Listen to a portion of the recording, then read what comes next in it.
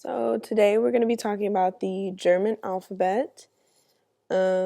Excuse my raspy voice, maybe have something coming on.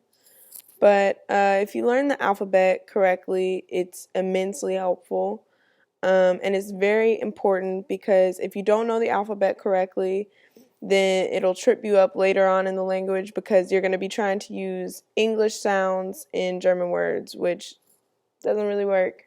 But if you learn the alphabet correctly, that's the first step to really sounding like an authentic German speaker. And it makes the rest of the process a lot easier.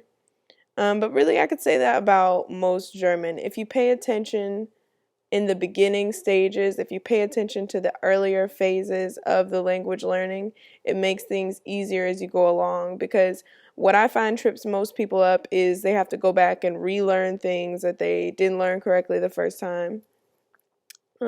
Specifically as it contains to or pertains to the articles, because there are so many German articles, it doesn't make any sense, and they change depending on what case you're speaking in. So I would just say pay attention. But for today, we're just going to be going over the alphabet.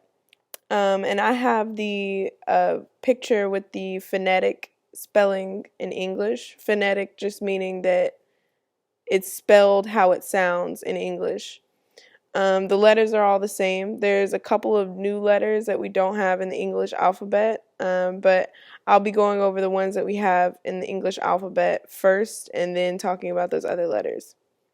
So there's A, which is A, B, which is B, C, which is C, D, D, E is A, F is F, G is G, H is H, I is E, J is J, K is K, L is L, M is M, N is N, O is O, P is P, Q is Q, R is R, S is S, T is T,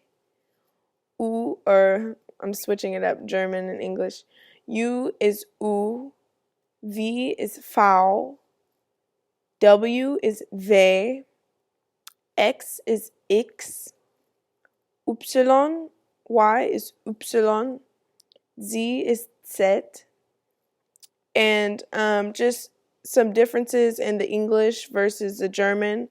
The German W is not a W sound, it's a V sound.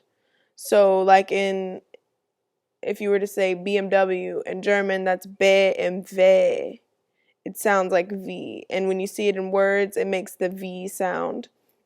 And the V in German doesn't make a V sound. It makes more of an F sound. What else in the alphabet? That's pretty much, those are the weird ones that trip people up. Oh, and the J makes a y sound. So there are words, the word for year starts with a J, it's Jahre, and it's Jahre. Jahre, because the J does not make a J sound, it makes a y sound. Now for the weird ones, the umlauts. So the way that I pronounce those, or at least the O and the U umlauts, that means it has two dots over it. I pretend I have like a pencil right here because you have to accentuate your lips to make those sounds. Because you've already made the O sound, O, oo, your lips are doing that. For the umlauts, you're kind of pushing it out a little bit harder. So it's oo and oo, which looks weird probably and probably feels weird if you're saying it. But as you go into the words, it'll make more sense. Those distinctions, they'll be a little bit easier to hear.